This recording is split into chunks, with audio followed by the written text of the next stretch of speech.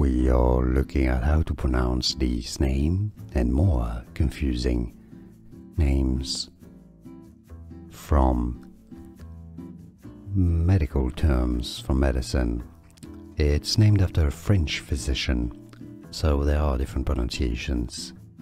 In English it's said as Widal, Widal, Widal, but in French it'd be said as Vidal.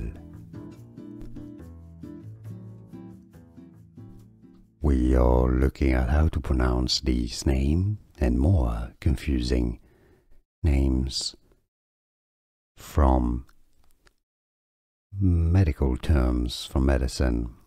It's named after a French physician, so there are different pronunciations. In English it's said as Widal, Widal, Widal, but in French it'd be said as Vidal.